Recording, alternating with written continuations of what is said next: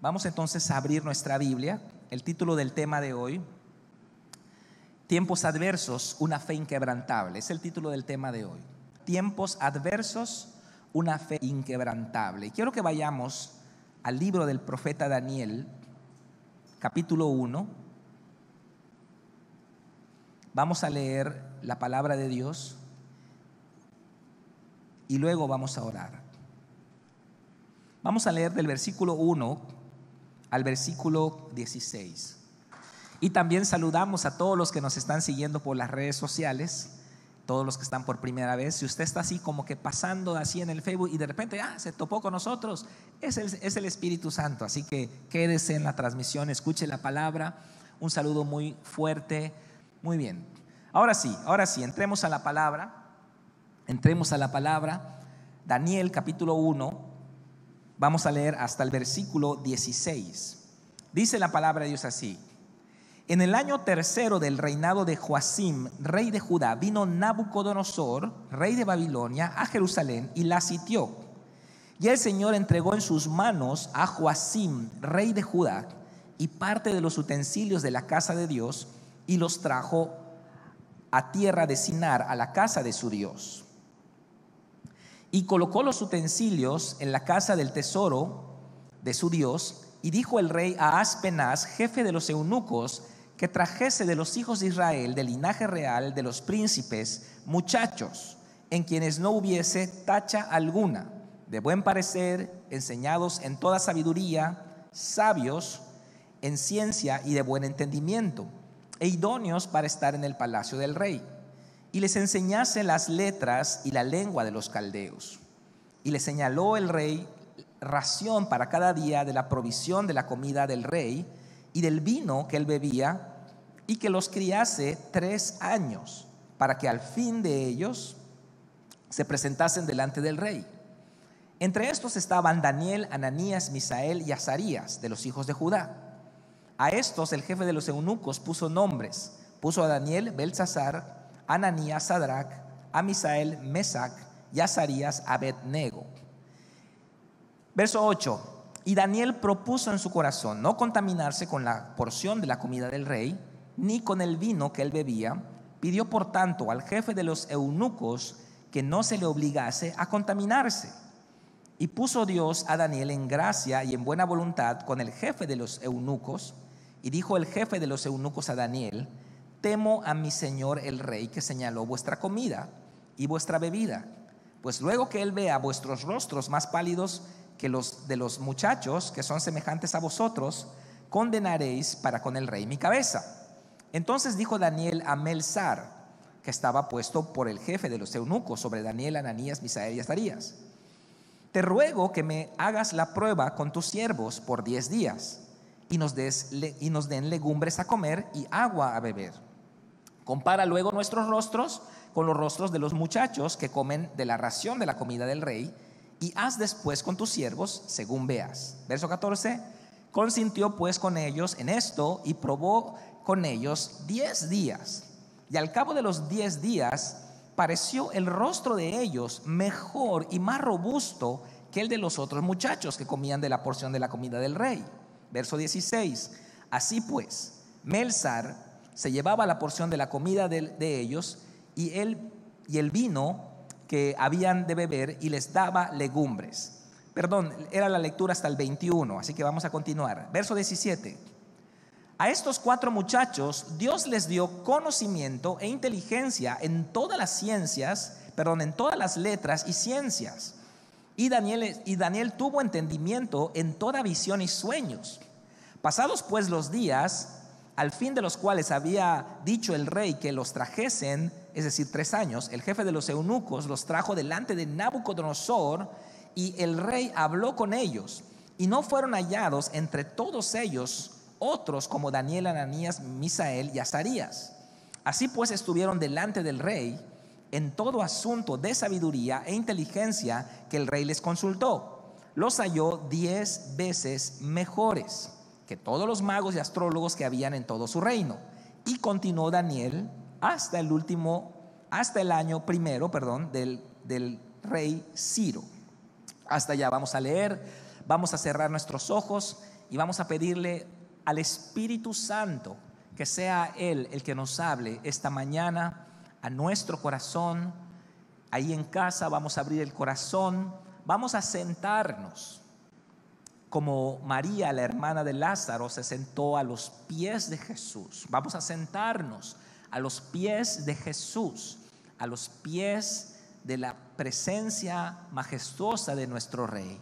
Padre Celestial, hoy nos presentamos delante de ti para recibir tu palabra que salga desde tu corazón hasta nuestro corazón. Tu palabra dice que es como una espada de dos filos, que penetra hasta cortar, partir las coyunturas y los tuétanos, penetra hasta discernir los pensamientos, las intenciones del corazón. No hay ninguna cosa que no quede desnuda delante de tu presencia, Padre. Tu palabra es viva y eficaz.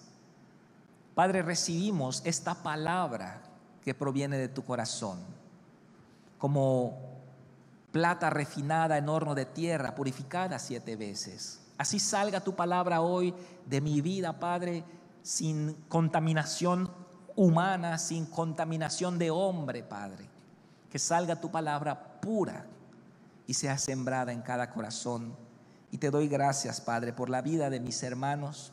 Los bendigo en el nombre de Cristo Jesús. Amén y amén.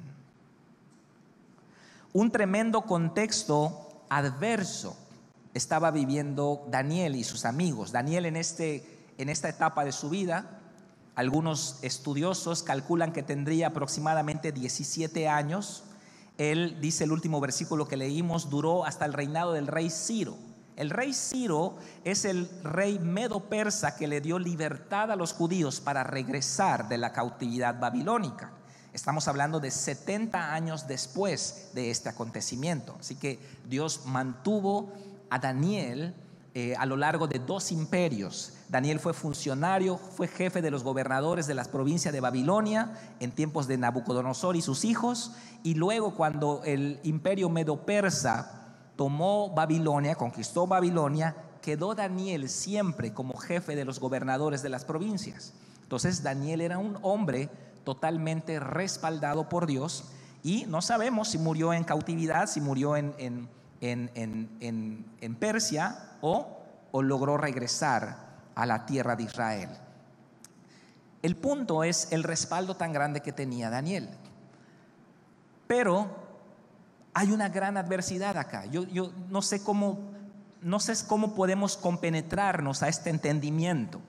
Acaba de ser destruido el santuario, el templo de Dios, el lugar de la presencia de Dios. Acaba de ser derribado un lugar de adoración, un lugar establecido por Dios. Nabucodonosor destruye el templo, destruye las cosas, profana el templo, quema el templo, se lleva los utensilios y los pone en la casa de un dios pagano. Imagínense toda la fe, el sentimiento. Yo me imagino, yo estaba estudiando esta mañana y quise tratar de entender algo semejante, ¿no? Algo semejante al sentimiento que ellos tenían, porque cae todo lo que ellos han creído por todo el tiempo, el cimiento de su fe. Sabemos que el judaísmo era una religión centrada en el templo, y se les quita el lugar de su adoración. A veces vemos que hay familias donde yo he hablado con personas cuando me cuentan de sus padres, ¿no? Me dice: mi papá, un gran hombre, pero un día se fue con otra mujer, cayó en pecado, lo vi con otra mujer, y todo lo que había en mi corazón, toda esa admiración que había en mí cayó, me caí en un abismo. Es duro, es fuerte cuando estamos atravesando por este tipo de situaciones, cuando todo lo que hemos creído, todo lo que hemos confiado, hemos depositado nuestra fe, es destruido. Y había un sentimiento de completa desolación en el corazón de ellos. No solamente eso, habían matado a la familia de Daniel. No sabemos si a sus padres, hermanos. Daniel era parte del linaje real de los príncipes. Y cuando en la antigüedad había guerras y un ejército conquistaba una nación, pues ¿a quién destruían?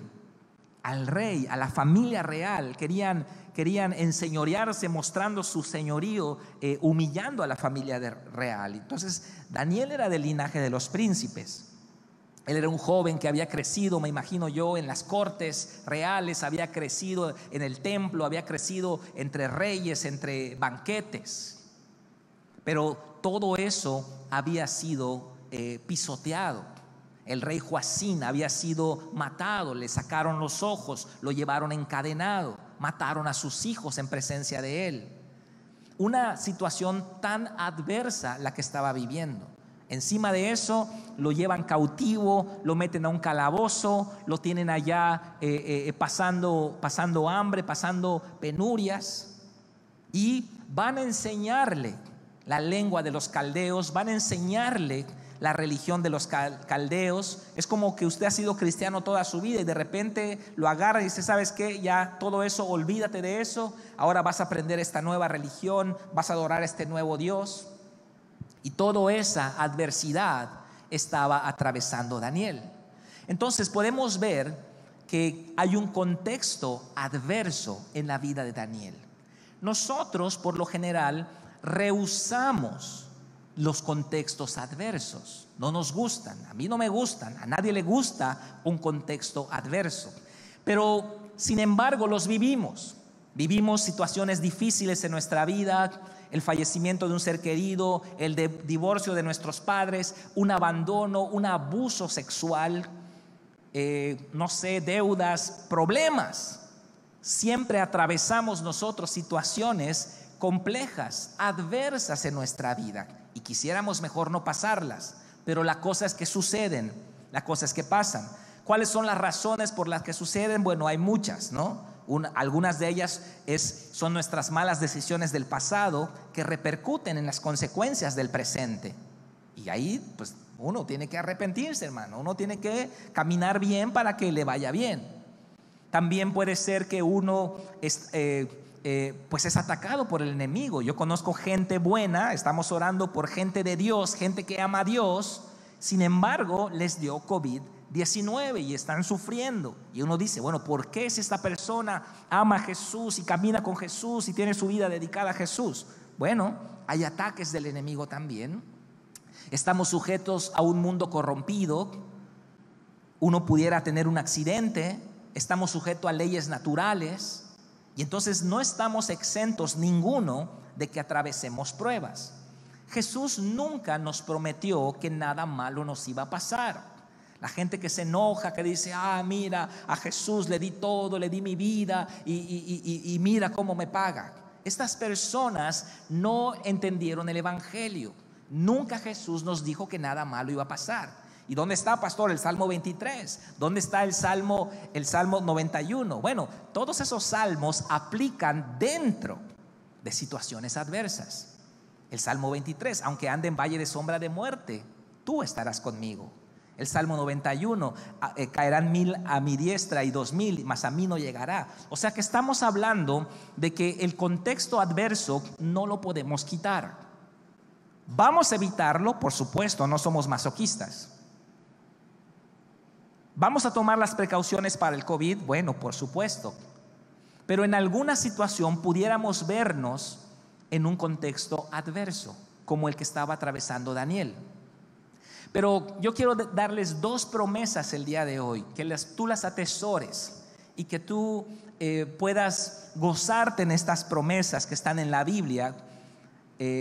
Porque si terminara acá la prédica, bueno, pues qué motivacional estuviste hoy, pastor, ¿no? O sea, wow. Pero no podemos evitar que nada malo nos suceda.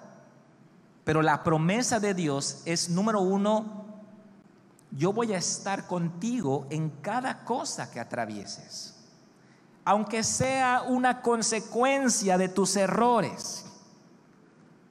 Aunque lo que estés viviendo sea el resultado de tus malas decisiones por tus pecados pasados, aún así yo prometí estar contigo todos los días hasta el fin del mundo. Esa es una promesa valiosa.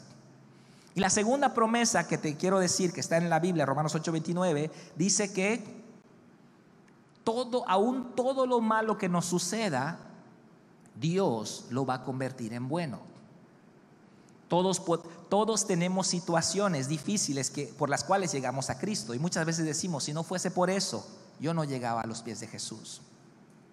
Entonces, nuestro Padre es tan bueno que aún las cosas malas que nos suceden, producto de nuestra rebelión del pasado, aún las cosas malas que nos suceden, Él las convierte en cosas buenas a nuestro beneficio. Y esa es la fe que hay en Daniel. Daniel no está renegando, mira, todo el tiempo te servimos, yo no me iba con mis amigos, como muchos maridos me han dicho, ¿no? Muchos maridos me han dicho, pastor, yo no me voy a los santos, yo no ando tomando y mira cómo me pagan. No, pues eso se supone que no lo debías hacer, ¿no? Eso no es ningún mérito, eso era de entrada que lo debías hacer. Y entonces uno puede renegar de las cosas malas que uno está viviendo. Nunca digas, ¿por qué a mí, Señor? Nunca digas, ¿dónde estás, Dios, en esta hora? ¿Dónde estuviste, Dios, cuando me pasó esto? ¿Dónde estuviste cuando? Nunca hables así, porque es necedad. Estás hablando sin revelación, sin conocimiento. ¿Por qué a mí, Dios? ¿Sabes qué estás diciendo? Estás diciendo, yo soy bueno, yo soy justo, yo no me merezco esto. ¿Quién sabe qué estás haciendo tú? ¿Por qué estás haciendo eso? Eso decimos tácitamente cuando decimos, ¿por qué a mí? Aquellas cosas que vinieron a su vida por una consecuencia de sus errores, acéptelas, enmiende el camino y salga adelante. Y en aquellas cosas que vinieron a usted, no por sus errores, sino porque son causas naturales, o porque vinieron por estar sujeto a un mundo corrompido, o por la injusticia del hombre, o porque el enemigo le atacó, aún en esas cosas, usted tómese de la mano de Dios, ore, intercede para salir adelante.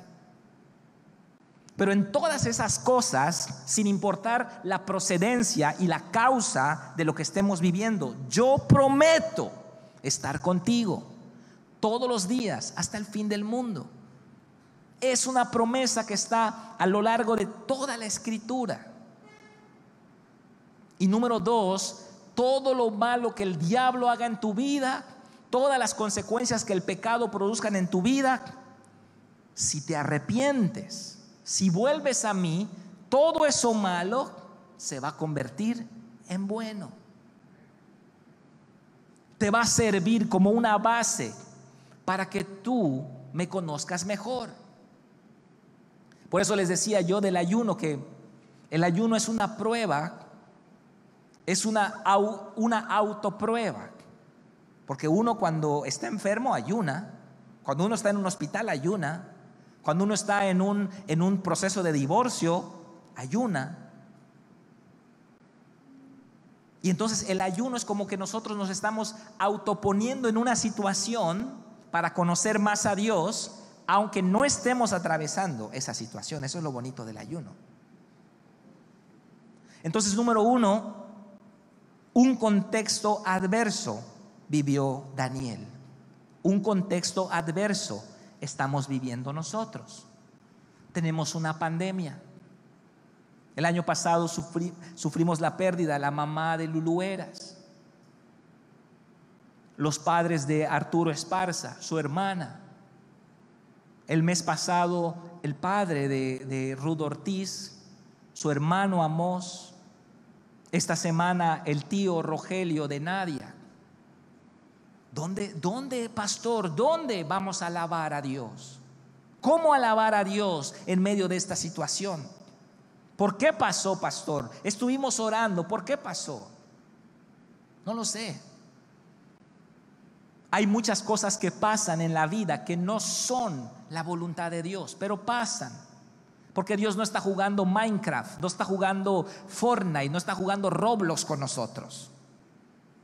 La maldad existe en el mundo porque nosotros tenemos libre albedrío, tenemos una voluntad que podemos hacer lo que queramos. Entonces, muchas miles de millones de voluntades opuestas a la voluntad de Dios dan como resultado un mundo caído, un mundo pervertido. Pero un día, aquellos que probemos en esta vida sujetarnos a la voluntad de Dios, viviremos en el reino de Dios, donde hay una sola voluntad y donde experimentaremos la voluntad de Dios sin restricción. ¿Qué es eso, hermano? El reino de Dios, sea invisible o sea terrenal, es el único lugar en el universo donde se manifiesta la voluntad de Dios sin restricción.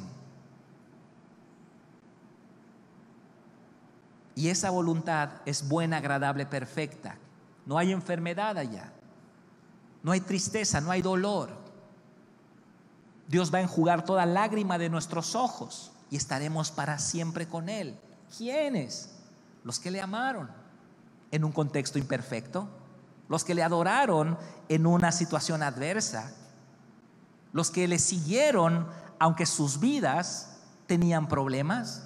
Ellos probaron que amaron más la voluntad de Él que la suya propia. Desde el momento en el universo cuando Satanás concibió en su corazón una voluntad distinta de la de Dios, empezó el problema. Y cuán maravillosa y grande es la sabiduría de Dios, de cómo Dios soluciona este problema, porque Dios no es un marionetista, ¿no? ¿Cómo se llama ese que usan las marionetas? Titiritero. Dios está utilizando el tiempo presente como un filtro para ver quién le ama y quién no le ama. Daniel pasó la prueba. Número 1, estuvo en una situación completamente adversa. Número 2, tomó una decisión espiritual. Daniel tomó una decisión sabia en medio de la adversidad. Dice el versículo 8: Daniel propuso en su corazón no contaminarse con la porción de la comida del rey, ni con el vino que él bebía. Pidió por tanto al jefe de los eunucos que no se le obligase a contaminarse. En medio del contexto adverso, no debemos perder la fe. Daniel pudo haber dicho: ya valió, mira, no hay templo, no hay sacerdocio, no hay sacrificio, ya para qué seguimos jugando a servir a Dios. No, para Daniel no era un juego seguir a Cristo. Para Daniel no era un juego adorar a Jesús, a Dios. Daniel estaba en serio con sus convicciones. Y aunque ya no había templo, aunque ya no había adoración, aunque había un contexto de confinamiento total, él seguía cumpliendo los mandamientos y la voluntad de Dios. Obviamente, dentro de las leyes ceremoniales del Antiguo Testamento, esto aplica para nosotros en un ámbito espiritual, pero en el contexto del Antiguo Testamento no se podía comer cerdo. Estaba prohibido, como una figura para nosotros de los pecados de la carne. No se debía tomar vino. Habían muchas cosas que comían los caldeos, los babilónicos, que no podían comer los hijos de Israel. ¿Por qué? Porque era la voluntad de Dios. Y entonces dice que Daniel propuso en su corazón no contaminarse con la comida de la porción que comía el rey, ni con el vino que él bebía. Entonces habló con el jefe de los eunucos para que se le permitiese hacer, digamos, un intercambio. Cuando salía el banquete de la cocina, el jefe de los eunucos iba a quitar del plato de ellos la carne, el cerdo, la res, no sé, la carne, iba a quitarla, y entonces solo iba a dejar legumbres. Y el vino también lo iba a quitar y solo iba a dejar agua. Eso era lo que Daniel estaba diciendo. No contaminarse es un una visión espiritual que tiene Daniel acá. La contaminación del mundo. Filipenses 2:15, leo para ustedes, dice: para que sean irreprensibles y sencillos, hijos de Dios sin mancha, en medio de una generación maligna y perversa, en medio de la cual resplandecéis como luminarias en el mundo. ¿Qué significa no contaminarse para nosotros? ¿No comer cerdo? Estamos en ayuno, ¿no tomes Coca-Cola? No contaminarse para nosotros no se refiere a comida o a bebidas, como dice el apóstol Pablo. Para nosotros es no contaminarnos con las ideas anticristianas del mundo. Qué tristeza lo que pasó en Estados Unidos, ¿verdad? Qué tristeza. Digo, yo no soy fan de Donald Trump, aclaro. Y todos sabemos que este señor empezó su mandato muy con discursos incendiarios y hablando mal de los mexicanos. Y bueno, estoy de acuerdo. A mí tampoco me gustaba. Pero yo veo que se pudo rodear de gente correcta. Franklin Graham, el gran evangelista, hijo de Billy Graham, era uno de sus asesores.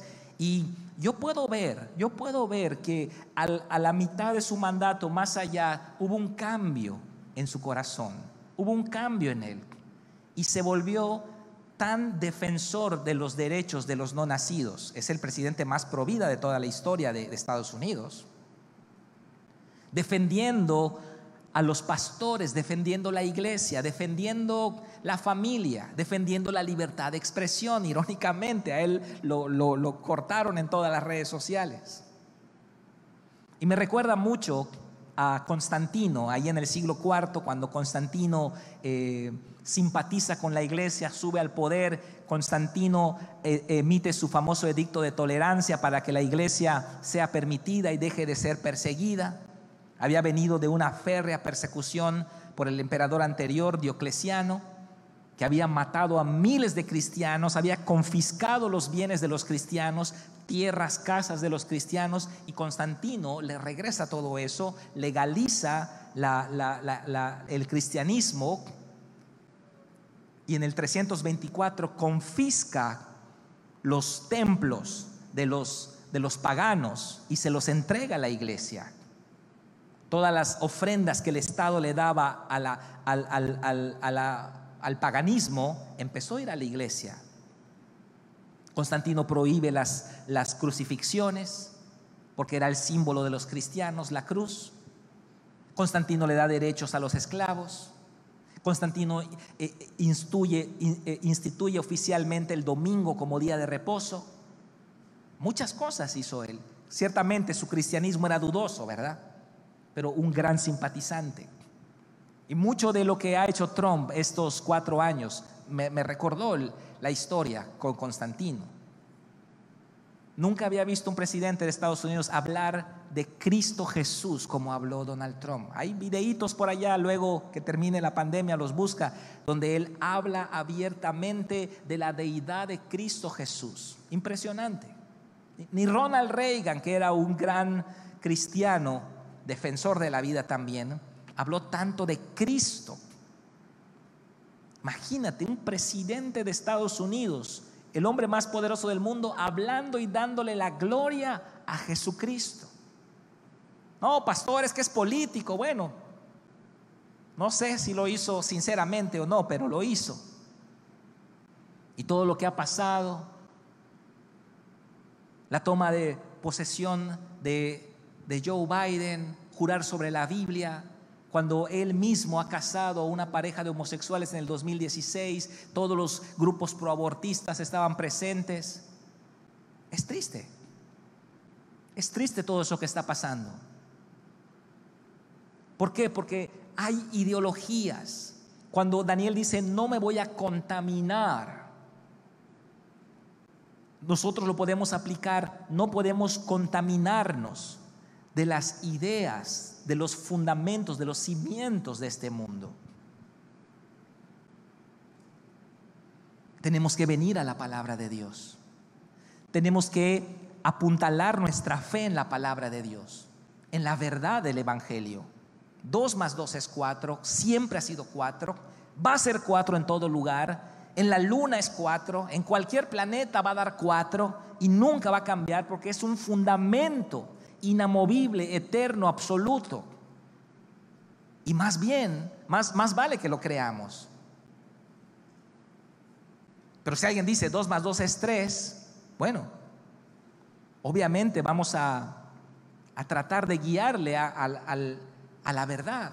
Pero si uno no quiere, pues está bien. Pero de eso a que legislemos en contra de la ciencia, de la matemática. Entonces aquí 2 más 2 también va a ser 3, pudiera decir la legislación. Los grupos que están entrando al poder. Entonces todas esas cosas vamos a empezar a ver fuertemente. Fuertemente. No nos contaminemos. ¿Cómo lo logramos? Tenemos que conocer la verdad. ¿Cómo conoce? A lo mejor ahí Elenita y Israel saben. ¿Cómo conoce una cajera de banco los billetes verdaderos? Perdón, los billetes falsos. ¿Cómo los reconoce? Porque ya conoce bien el verdadero. Ya conoce la textura, el olor, el color. Ya conoce, ya sabe cómo se siente. Entonces está contando rápido y cuando siente uno falso, enseguida lo detecta. No estudió todos los falsos, estudió el verdadero, se enfocó en el verdadero, conoce bien el verdadero y cuando hay uno falso lo identifica inmediatamente. Pero si nosotros no conocemos la verdad, si nosotros no conocemos los mandamientos de Dios, si no conocemos la palabra de Dios, cualquier vientecito de doctrina nos va a llevar. Porque ¿qué son las ideologías en el mundo? Las ideologías en el mundo son mezclas de verdad y de mentira. Eso es una ideología, es una mezcla. Tiene elementos verdaderos, pero tiene elementos falsos escondidos, y ahí es donde está el problema. Y ya hemos visto en la historia lo que hacen las ideologías, hermano. Ya vimos cómo acaban los gobiernos que establecen leyes ideológicas en Alemania, en la Alemania nazi, en la Italia de Mussolini, fascista, en la Unión Soviética, querían construir una utopía comunista, el paraíso. Todo fue una mentira, todo fueron ideologías, no establecieron en la verdad y todo colapsó. Ya sabemos qué pasan cuando las ideologías se vuelven leyes. La iglesia es perseguida. Los predicadores de la verdad son censurados. Sin embargo, Daniel propuso no contaminarse. No nos contaminemos. En medio de una situación adversa, vamos a la palabra. Número 1. Número 2, él ayunó. No se contaminó, él ayunó. ¿Qué trajo el ayuno? Revelación, lo vimos la semana pasada. El ayuno trae revelación. Usted no va a tener fe con conocimiento. La fe no entra con conocimiento, porque el conocimiento es información almacenada en la mente. No ha bajado al corazón, solo está acá. Es como saber historia, es como saber, no sé, El Señor de los Anillos o saber la Guerra de las Galaxias. Es conocimiento, es una historia que la tiene acá en la cabeza. No hay fe, no hay revelación. Pero cuando ayunamos, cuando oramos y leemos la palabra, vimos la semana pasada que el Espíritu Santo abre las Escrituras y entonces los ojos de nuestro entendimiento son alumbrados. Nuestro espíritu lo puede ver, la fe consiste en ver, lo puede palpar, lo puede entender, lo puede percibir, y ahí es donde viene la fe. Ahí es donde hay fe. Entonces usted no busca el conocimiento. Bueno, el conocimiento no es malo, es bueno. Memorizar versículos, no sé, la escuela de discípulos, estamos adquiriendo conocimiento. Pero busque la revelación, busque el entendimiento, busque el discernimiento, métase en un versículo. Y acá quiero corregir algo que dije la semana pasada, que un hermano al final me hizo el comentario y tiene mucha razón.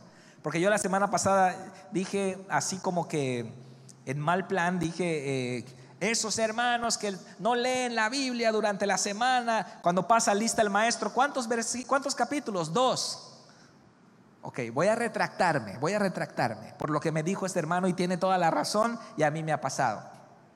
Y él me dice: hermano, yo leo como 1 capítulo o 2 a la semana, pero no es porque no quiera yo leer la Biblia, sino que me paso a veces 2 días con un versículo, y lo estoy escudriñando y lo estoy estudiando, y busco el diccionario y busco otras versiones. Bueno, si ese es su caso, está bien, ¿verdad? Porque usted está buscando la revelación, buscando el entendimiento. No es lo mismo saber Juan 3:16 de memoria que tener una comprensión, una revelación, un entendimiento del amor de Dios. Del amor de Dios. Si usted tiene una revelación del amor de Dios, usted va a ser Juan sin miedo en esta vida. El miedo se va a disipar de su vida. Usted va a ser osado, valiente, va a hacer cualquier cosa, porque el amor de Dios disipa todo temor. Luego entonces, si tenemos temor, es porque no tenemos una revelación correcta del amor de Dios. ¿Y qué es lo que hace Daniel? Ayuna. ¿Por qué? Porque en el ayuno hay revelación. No ayune solamente dejando de comer y no lea la Biblia. Tiene que estudiar la Biblia. Tiene que escudriñar la Biblia, porque acá es donde viene la revelación. Tenga su libreta y escriba lo que Dios le va mostrando. Revelación es entendimiento. El apóstol Pablo oró. ¿Para qué oró? Para que un espíritu de sabiduría y de revelación en el conocimiento de Él venga a los efesios, alumbrando los ojos de vuestro entendimiento, para que sepáis cuál es la esperanza a la que Él los ha llamado, cuál es la riqueza de la gloria de su herencia en ustedes los que creen. Hay una herencia, hay una herencia, hay una gloria. ¿Y cuál es la supereminente grandeza de su poder que opera en nosotros, en la iglesia? No lo sabemos, no lo entendemos, lo tenemos, pero como no lo entendemos, no lo sabemos, no lo usamos, y le pedimos a Dios cosas que Él ya nos dio. Ay, quítame esto, santifícame. Yo he escuchado oraciones: róbate mi voluntad, ya no quiero que... Nunca va a hacer eso el Espíritu Santo. Quítame mi voluntad, quítame mi carácter. No, hermano, no es así. Usted tiene que venir a los pies de Él. Eso viene por revelación. Cuando nosotros lo hacemos, cuando levantamos las manos como lo hicimos hace rato, cuando hay el entendimiento de lo que sucede, uno lo hace. Cuando uno no sabe lo que sucede, uno no lo hace. ¿Para qué lo hago? A ese líder de alabanza, ¿qué cree? ¿Que voy a estar arriba, bajar? No, ¿qué le pasa? No hay entendimiento de lo espiritual. Entonces Daniel ayuna, tiene fe. ¿Por qué? Porque tiene revelación, tiene entendimiento. Y en tercer lugar, en este segundo punto, actuó. No solamente se propuso en su corazón y dice como los yucatecos muchas veces decimos: no importa, la intención es lo que cuenta. La intención no es lo que cuenta. La intención no es lo que cuenta. Que usted lo haga es lo que cuenta. Ay, Dios, tú sabes que lo quise hacer. Tú sabes que yo estaba ayunando y me pusieron acá la pizza acá adelante y ni modo. Pero tú sabes que te amo y tú sabes que quiero que me santifiques. Y bueno, dice Dios: ¿cómo? No existe la magia, hermanos. No hay magia, no hay varitas mágicas, no hay genios de lámparas que salen y cumplen deseos. ¿Qué hay en el reino? Obediencia y un Dios poderoso que interviene cuando nosotros caminamos en su voluntad. Eso es lo que hay. ¿Qué es los mandamientos? Los mandamientos son instrumentos de Dios para Él entrar a nuestra vida, intervenir en nuestras vidas, sin que entendamos la parte científica. La parte espiritual, la parte cósmica no la entendemos. Solamente hazlo. Sé como un niño y hazlo. Cuando vamos los que han tenido la bendición de viajar en avión y va el niño allá con tus hijos, ¿cómo entra el niño al avión? ¿No? Entra y uno como entra, ay, no se vaya a caer esta cosa, está grandota. Pero él no entiende, él no quiere entender la parte de la aerodinámica, la física, la gravedad. No, él se trepa allá. Sea como niño. Encarámese allá en los mandamientos de Dios. Trépese al Espíritu Santo. Confíe que Él sabe más que usted. Confíe que Él es todopoderoso, y si Él le pide algo es porque Él le va a sostener. ¿Cuándo se bajó Pedro de la barca, hermanos? A mí me encanta esa escena de la película de La Cabaña, ¿no? ¿Cuántos han visto La Cabaña? Véala en este ayuno, véala.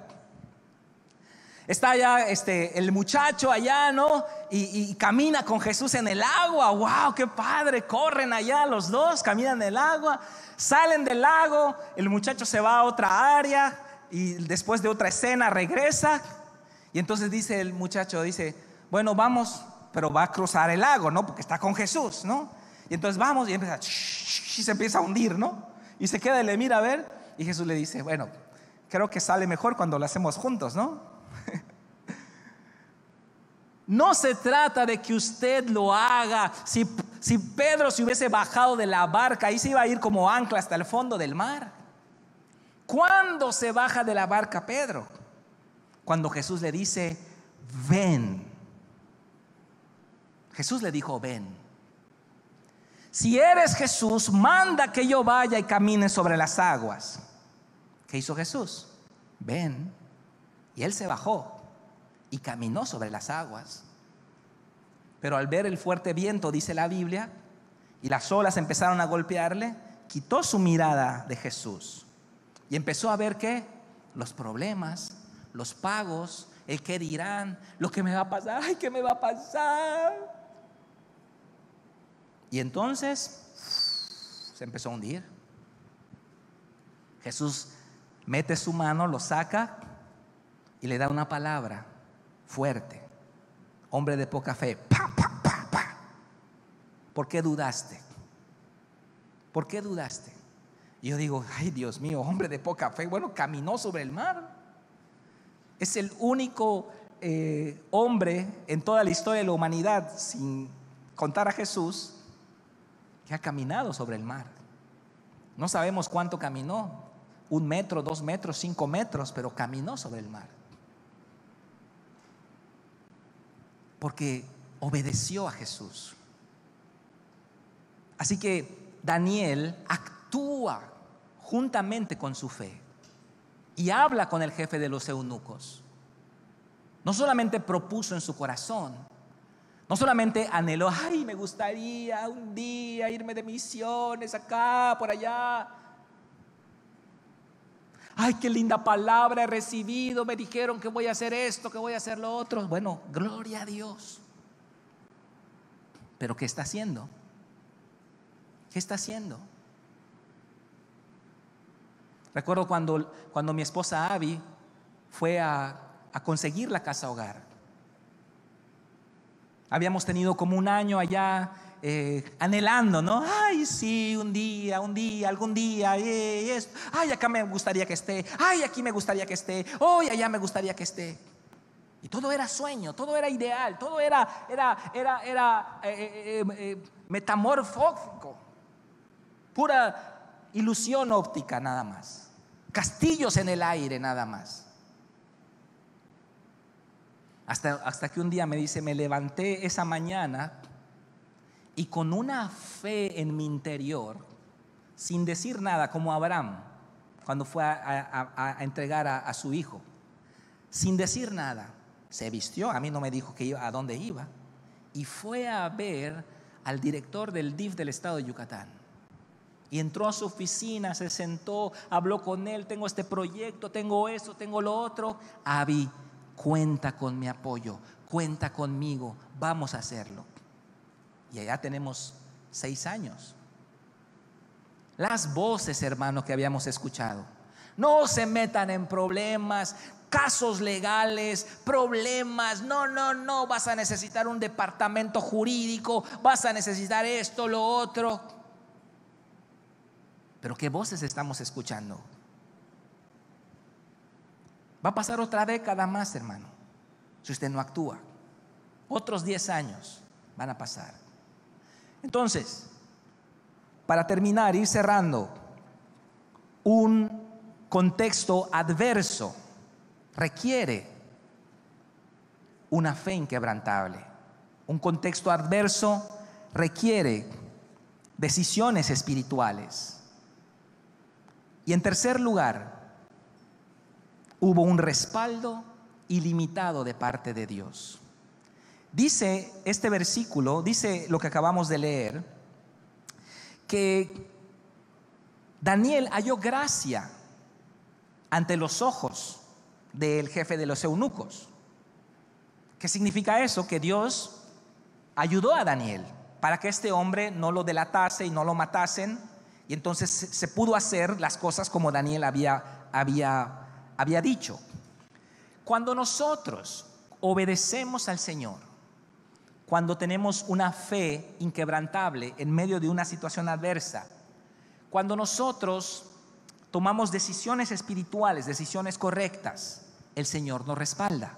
Y el Señor va a desatar en nuestra vida gracia. ¿Qué es gracia? La gracia no es que Dios sacó a Daniel de ese contexto, ¿verdad que no? Daniel se quedó allá. ¿Qué es lo que hizo la gracia? Ayudó a Daniel a sobrellevar la situación. Muchas veces nosotros vemos que la situación que estamos atravesando no se soluciona, pero tenemos la gracia de Dios que nos va a ayudar a superar esa adversidad. Y esa gracia de Dios obró en Daniel para que Daniel fuese por 3 años, no se descubrió lo que él estaba haciendo. Dice que pasados 10 días los rostros de Daniel estaban como los de ustedes. Así estaban el rostro de Daniel, hermosos, vigorosos. Amén. Amén. Estaban radiantes, más que los otros jóvenes. Y vino un respaldo ilimitado de Dios sobre la vida de Daniel. Entonces, yo quiero decirle algo a todos los que nos están mirando, a los que están acá presentes. Su contexto adverso no es el final de la película. No es el final de la película. La película apenas está empezando. Lo que usted va a hacer en medio de ese contexto es lo que cuenta. La fe que usted tiene en medio de ese contexto, aunque hayan caído estructuras que usted consideraba que le sostenían un matrimonio, una paternidad, una empresa, algo, lo que sea. Si usted tiene fe, si usted cree en el Señor y usted no se contamina, ayuna para encontrar revelación, va a venir gracia de Dios para sobrellevar esta situación y para darle la victoria. Toda esta gente murió, hermano, y Daniel permaneció. Dice la Biblia que hubo revelación, verso 17. A estos 4 muchachos Dios le dio conocimiento, inteligencia en todas las letras y ciencias, y Daniel tuvo entendimiento en toda visión y sueños. Y hubo una superioridad espiritual. Una superioridad espiritual. Porque en todo asunto de sabiduría, no sé qué hicieron, exámenes, no sé qué hicieron allá en Babilonia, pero Daniel y sus amigos fueron hallados 10 veces mejores que los más picudos, de los tremendos de Babilonia. Daniel. Bueno, este es el principio del libro de Daniel. Usted más adelante va a leer grandes cosas que pasaron en la vida de Daniel. Y en tercer lugar, permanencia. Daniel permaneció. Todos los que le criticaban, todos los que le humillaron, fueron pasando uno a uno y él permaneció.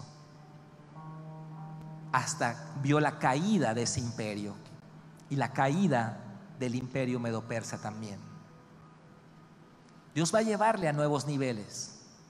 Esto que está mirando no es el final de la película, es un capítulo. Pero si usted hoy se toma de la mano de Dios en medio de una situación adversa, no es fácil perder a un ser querido, no es fácil atravesar una enfermedad, pero si en medio de esa situación nos tomamos de la mano de Dios, nuestros ojos, dice Cristo, verán la gloria de Dios. ¿Cuántos dicen amén? Vamos a dar un aplauso fuerte a Jesús.